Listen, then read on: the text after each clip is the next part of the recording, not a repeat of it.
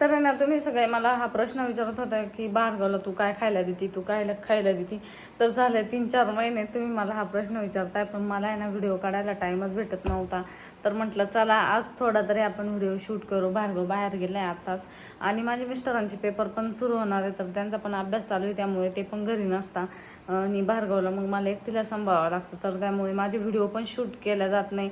आणि म्हणजे कधी कधी ते शूट करतात तर चांगल्या व्हिडिओची क्वालिटी पण छान येते आणि व्हिडिओ टाकायला पण बरं वाटतं जरा. आणि असं एकटं शूट करायचं म्हटलं ना, ट्रायपॉड लावा आणि मग भार्गव मध्ये मध्ये करणार, तो अजिबात मला व्हिडिओ पण काढून देत नाही, काहीच नाही. त्याचे पप्पा आले होते चहा घ्यायला, तर मग ते म्हटले चल मी त्याला थोडंसं फिरून आणतो. मग तोपर्यंत मी म्हटलं आपला व्हिडिओ पटकन शूट करून घेऊ. तर आता माझं सगळे कामं वगैरे आवरले आणि मी आत्ताच बसली. तर जस्ट आता भार्गवला पण खाऊ घातलं आणि यांना पण नाश्ता करून दिला खायला.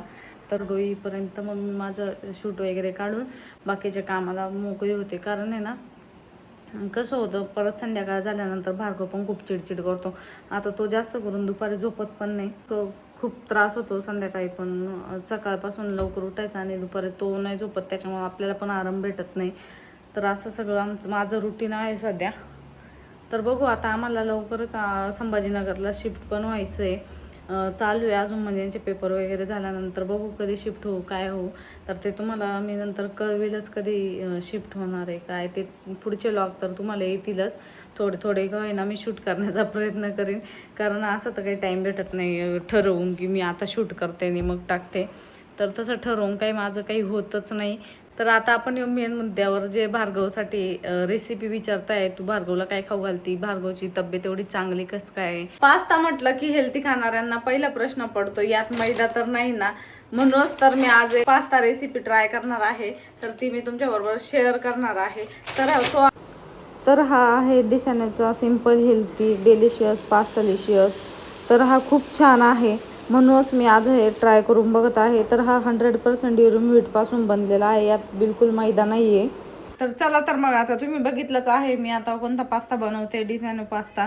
तर त्यासाठी मी इथे घेतलेला आहे कांदा कट करून आणि शिमला मिरची कट करून, टोमॅटो आणि इकडे लसूण थोडासा ठेचून घेतलेला आहे. ज्यावेळेस आपण लसूण ठेचून घेतो त्यावेळेस टेस्ट खूपच छान येते, त्यामुळे मी ठेचून घेतलाय.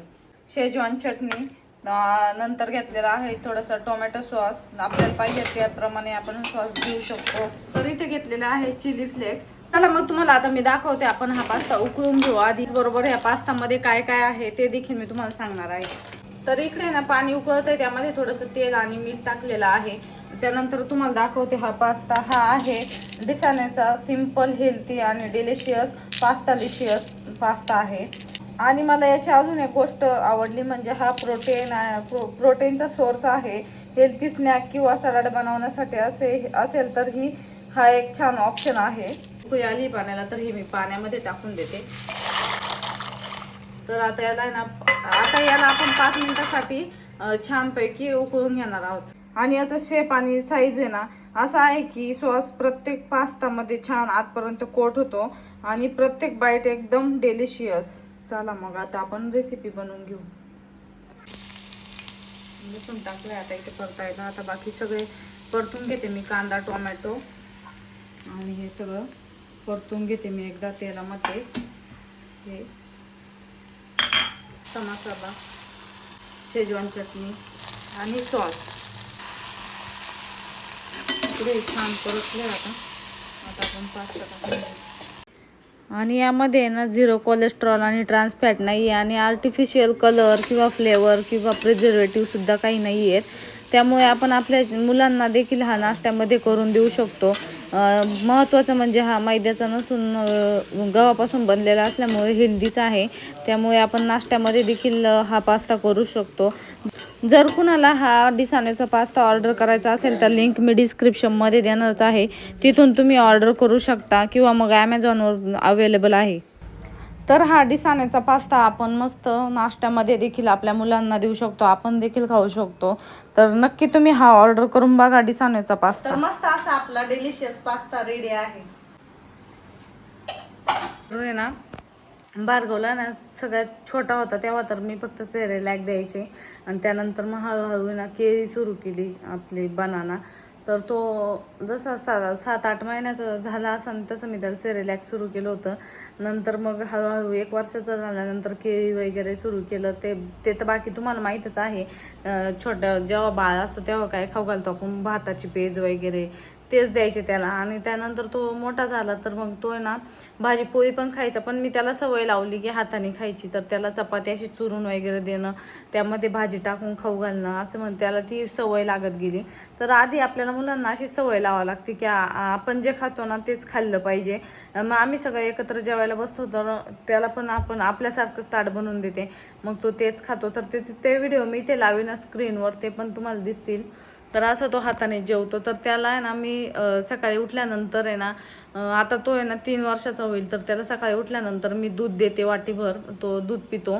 पहिल्यांदा दूध पिल्यानंतर मग दुपारी पुन्हा खिचडी, म्हणजे आपली डाळ खिचडी जी असते ती खिचडी, किंवा ती जर नाही खाल्ली तर मग आहे ना म्हणजे त्याला कसं बदलून द्यावं लागतं आपल्याला. मुलं सारखं एकच गोष्ट खात नाही. तर आज जर खिचडी केली तर उद्या चपाती भाजी, असं त्याचं रुटीन आहे.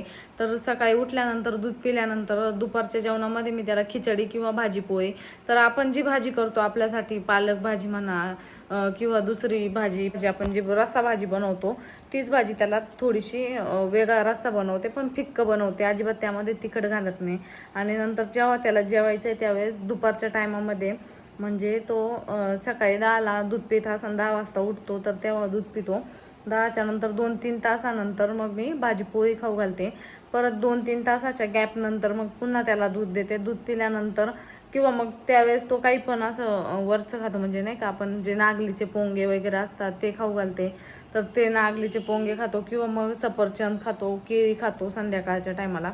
मग रात्री परत जेवणामध्ये चपाती भाजी आणि साधा भात, आपला सफेद भात त्याला जेवणात देते. तर जर त्याला चपाती खायची असेल तरच खातो, नसेल खायची तर तो भात खातो. मी असे 2 ऑप्शन ठेवते त्याच्या पुढं, जर त्याला जे खायचं ते तो खातो. आणि असं काही नाही का पूर्णच त्याला भाज्या उकडून दिल्या पाहिजे हे ते, तर तसं मी काही करत नाही. भाज्या उकडून वगैरे काही देत नाही त्याला. आपली आपण जी भाजी खातो तीच सेपरेट भाजी बनवते आणि चपाती वगैरे खाऊ घालते.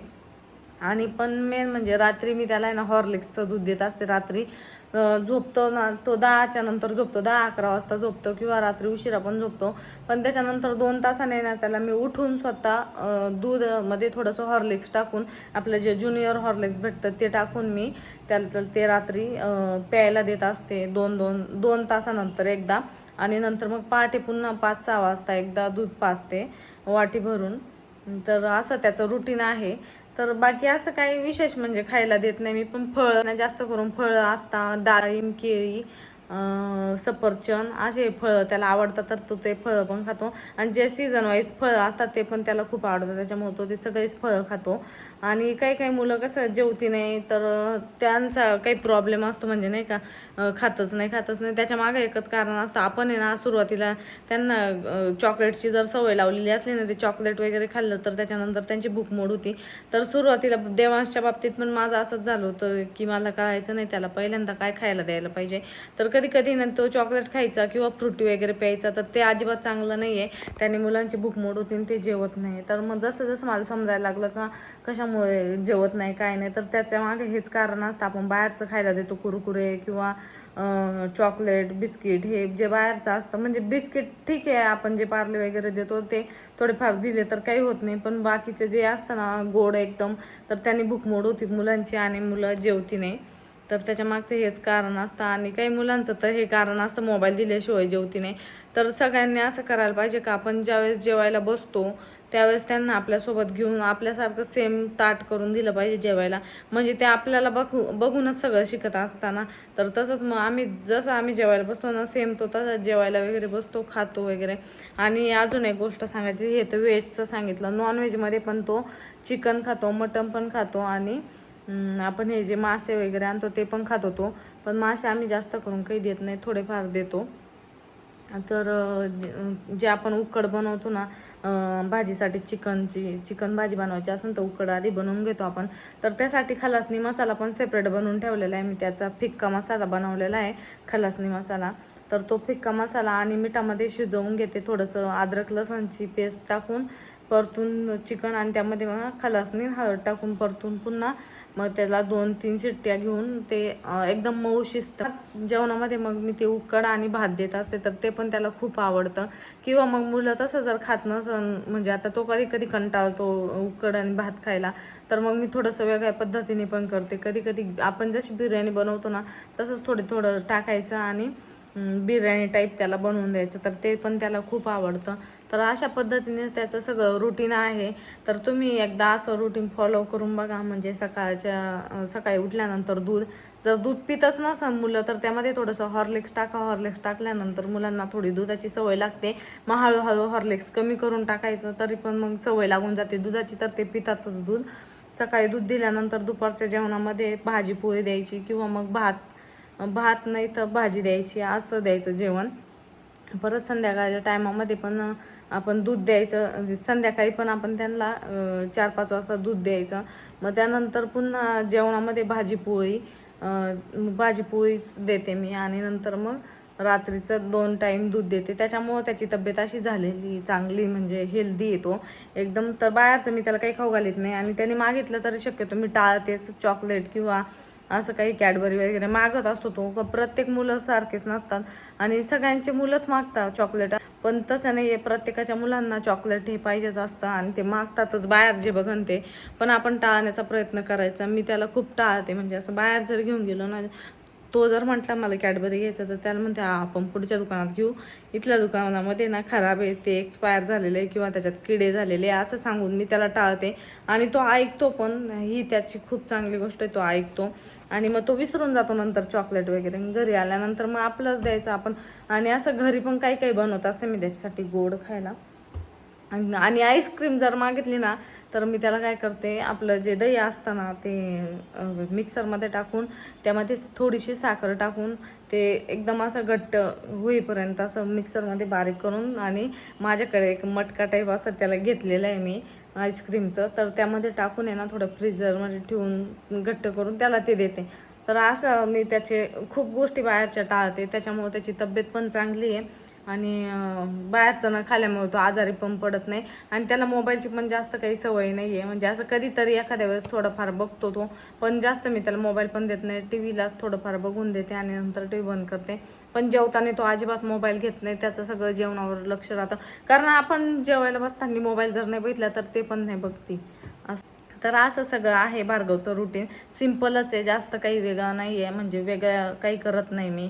तर असं सगळं रुटीन तुम्ही पण करून बघा आणि हळूहळू मुलांना सवय लागते खायची. तर चला मग आता खूप दिवसानंतर मला तुमच्याशी बोलायला वेळ भेटला आणि हा व्हिडिओ मी तुमच्याबरोबर शेअर केला. तर शेवटपर्यंत व्हिडिओ बघितल्यामुळे थँक्यू. आणि चला भेटू पुन्हा एकदा पुढच्या व्हिडिओमध्ये. तोपर्यंत बाय बाय.